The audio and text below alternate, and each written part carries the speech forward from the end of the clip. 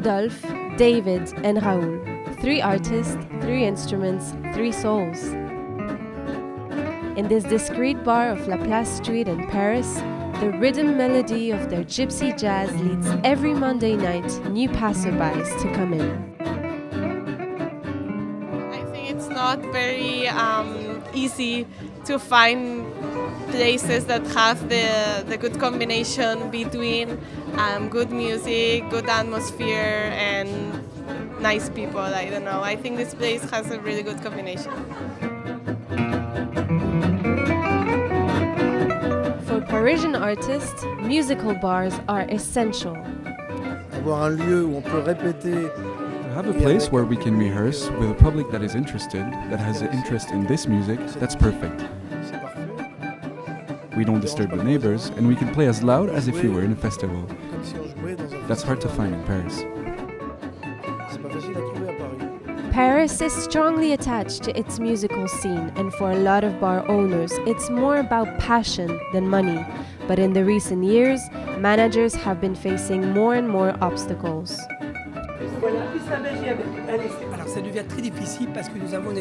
It's become really difficult because now we have regulations. We avoid making too much noise. When it's about midnight, 2 a.m., we try to calm things down for the passers-by, the inhabitants. And it's true that in the past 30 years ago, it was not like that. So for us, it's very complicated.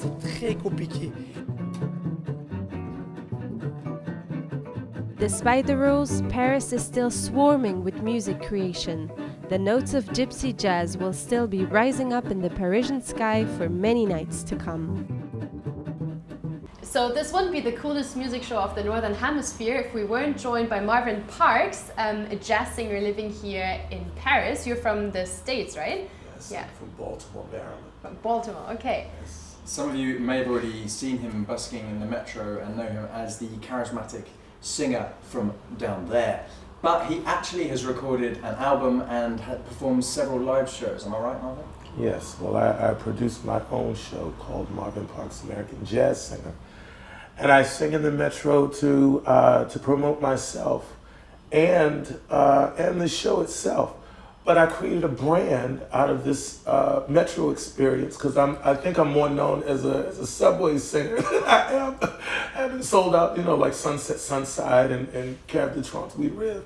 And that's why you have the Jazz de Metro brand. I designed the logo and I have a big sign, Jazz de Metro. For me, metro means people. So it doesn't mean because without people, there's no metro. Right? Sure.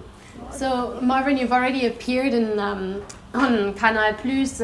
You were in Le Monde, and now you're here at 117 Live. Yeah. It seems like you're pretty ingrained into the French life. As an American, how did you end up in Paris? Well, I amassed 40,000 airline miles, and I decided to cash them in. And initially, I was going to try London.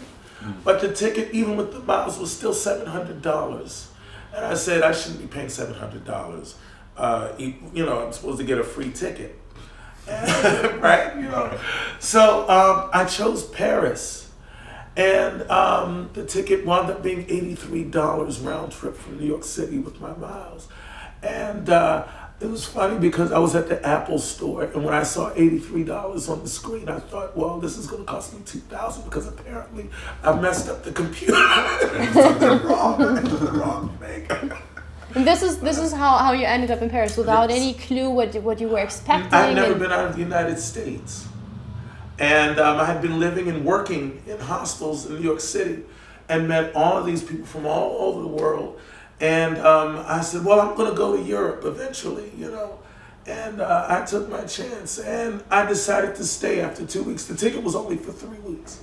But so it was a return ticket? It was a return ticket. But I woke up one Monday morning, and I literally popped up out of my bed. I said, You're saying. And the rest is history. Right? So, Marvin, you mentioned your show. Yes. Now, am I right in it's a jazz show, but it's not just a dude and a trumpet, right? Well, no, I'm not Louis Armstrong or Nicholas Eaton. I don't play the trumpet, no, at all. So it's not your average jazz show. It's funny. It's funny. You know, I try to be myself on stage, and that's not to say that I'm funny, but I'm not trying to brag on myself. But no, there's a certain humor that I try to bring to the show. It's like an American style cabaret. French cabaret is something totally different. I'd have to, you know, have my boobies out, and, you know, and wear tassels and paint myself and wear weird hair. You could do that. You could get your boobies out. Right now. I have another idea because probably younger people are watching as well. But many of the people watching are probably still quite sleepy this morning. Yes. So maybe you could give us a rendition of your favorite morning wake-up song to get us all a bit, you know?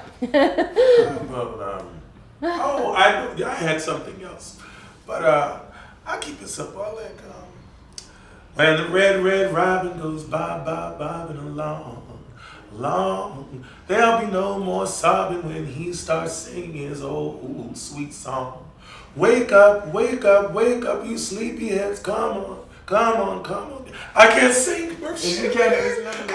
Thank you so much. I don't. Marvin Parks. Now see, they're gonna be like, I'm not going to hear that. I'm not paying money. I'm sure that I'm It's sure very early. They've woken up and they are buying your music online. That's right. John now. Legend sounds just like this first thing in the morning. John Legend at 8 a.m. right there. Now we're moving to a different kind of music. Sure, but wait a minute. First of all, Sira. Oh, of course, that's more important. Madeline. Now, Madeline, by the way, is one of the stations that I sing in. So how apropos. Enjoy. We need to get you eating it on camera, just for the viewers. That's right. Yeah. And I don't normally dunk, but I'm an exhibitionist. So, so there we go. Dunk. And next we're going to move to the gospel phenomenon here in Paris, which is not something that only Christians enjoy, but also other people, as Valentin and Manuel found out.